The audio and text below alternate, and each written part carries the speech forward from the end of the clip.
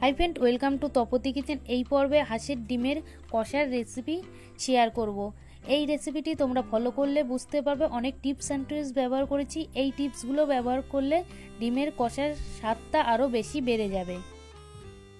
এবার আমি ডিমগুলো সিদ্ধ করে নেওয়ার জন্য কড়াই বসিয়ে দিচ্ছি। কড়াইয়ের ভিতরে দিয়ে দেব জল। জলের ভাগটা একটু বেশি পরিমাণেই দেব। ঠান্ডা জলে এবার ডিমগুলো দিয়ে দেব। হাঁসের ডিম সিদ্ধ করে নেওয়ার জন্য জলের ভাগটা একটু বেশি পরিমাণে আমি এখানে ব্যবহার করেছি। ডিমগুলো যতক্ষণ সিদ্ধ হচ্ছে ততক্ষণ দেখে নিয়ে যাক ডিমের কষার রেসিপি তৈরি করার জন্য কি কি উপকরণ লাগছে। শুকনো লঙ্কা, তেজপাতা, দারচিনি, জিরে, আদা বাটা, রসুন বাটা, পেঁয়াজ বাটা, টমেটো পেস্ট করে নিয়েছি। আর লাগছে হলুদ গুঁড়ো, জিরে গুঁড়ো, কাশ্মীরি লঙ্কার গুঁড়ো, কাঁচা লঙ্কা চিড়ে নিয়েছি, চিনি, গরম মশলার গুঁড়ো। ডিমগুলো তোমরা দেখতেই পাচ্ছ ডিম সিদ্ধ প্রায় হয়ে গেছে। ডিমগুলো 7 থেকে 8 মিনিট মতন সিদ্ধ করে নিয়েছি। এবার আমি ডিমগুলো লাবিয়ে নেব।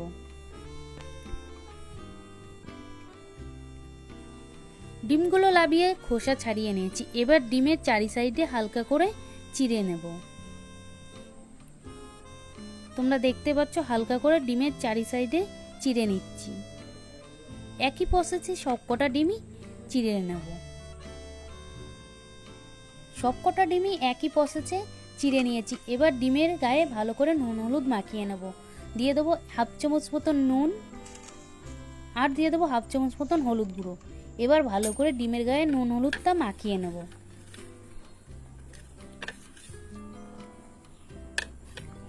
সবকটা ডিমের গায়ে ভালো করে নুন হলুদ মাখিয়ে নিয়েছি। এবার ডিমগুলো ভেজে নেব। ডিম ভেজে নেওয়ার জন্য কড়াই বসিয়ে দিয়েছি। কড়াইটা গরম হয়ে আসার পরে দিয়ে দেবো সর্ষের তেল। তেলটা ভালো করে কড়াইয়ের চারি সাইডে লাগিয়ে নেব।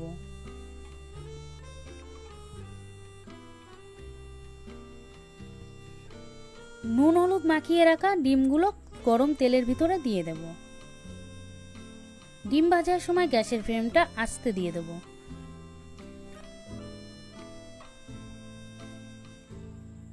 ডিমগুলো ভালো করে নাড়াচাড়া করে লাল করে ভেজে নেব।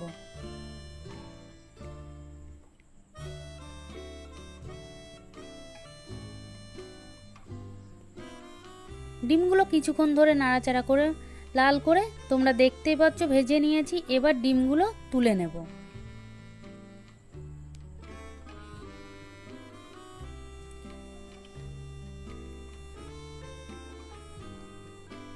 ডিম ভেজে নিয়ে তেলের ভিতরে দিয়ে দেবো 1/2 চামচ মতন গোটা জিরে, আর দিয়ে দেবো শুকনো লঙ্কা, দারচিনি, তেজপাতা। এই উপকরণগুলো ভালো করে কিছুক্ষণ ধরে ভেজে নেব। কিছুক্ষণ ভেজে নেওয়ার পরে এবার এতে দিয়ে দেবো আদা রসুন বাটা 1 চামচ করে।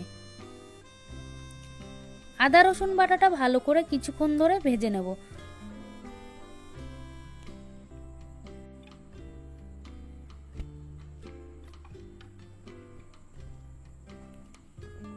আদা রসুন বাটাটা ভালো করে ভেজে নিয়েছি। আদা রসুনের থেকে কাঁচা গন্ধ ভাবটা চলে গেছে। এবার এতে দিয়ে দেবো পেঁয়াজ বাটাটা।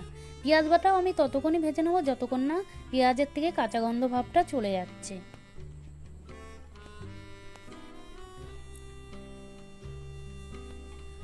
আদা রসুন ও পেঁয়াজ বাটাটাও ভালো করে কিছুক্ষণ ধরে ভেজে নিয়েছি, তোমরা দেখতেই পাচ্ছ। এবার এতে দিয়ে দেবো টমেটো পেস্ট করে রেখেছিলাম, টমেটো পেস্টটা দিয়ে দেবো।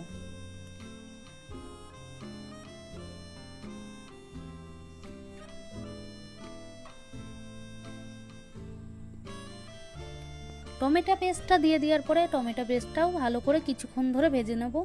টমেটোর থেকেও কাঁচা গন্ধ ভাবটা যতক্ষণ না চলে যাচ্ছে।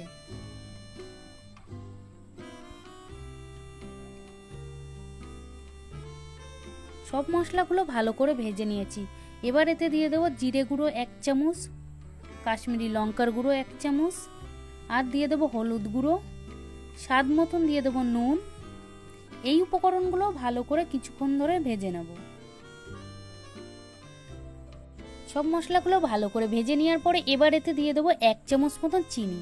চিনি দিয়ে দেওয়ার পরে ভালো করে আরও কিছুক্ষণ ধরে মশলাটা ভেজে নেব।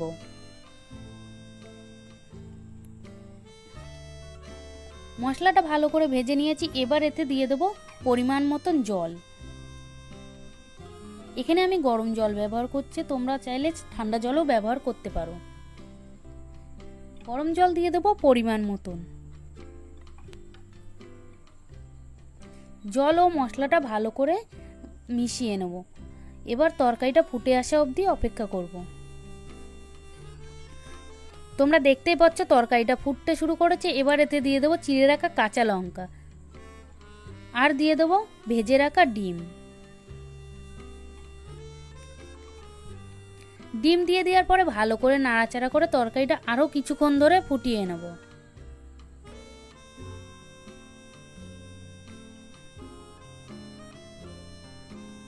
তরকারিটি 10 মিনিট মতন ফুটিয়ে নেওয়ার পরে তোমরা দেখতেই পাচ্ছ প্রায় রেসিপিটি তৈরি হয়ে এসছে। তরকারিটি নামিয়ে নেওয়ার আগে দিয়ে দেবো 1 চামচ মতন গরম মশলার গুঁড়ো।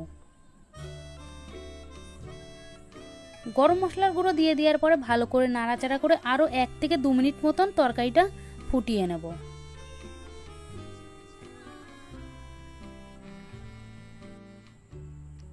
1 থেকে 2 মিনিট মতন তরকারিটি ফুটিয়ে নেওয়ার পরেই তোমরা দেখতে পাচ্ছ তরকারিটি তৈরি হয়ে এসছে।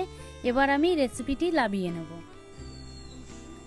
হাঁসের ডিমের কষার রেসিপিটি যদি তোমাদের ভালো লেগে থাকে তাহলে প্রতিবারের মতন লাইক কমেন্ট তোমাদের বন্ধুদের কাছে শেয়ার করতে ভুলবে না। আর আমার চ্যানেলে যদি নতুন হয়ে থাকে তাহলে একটা সাবস্ক্রাইব করে দেবে নতুন নতুন রেসিপি পেতে হলে।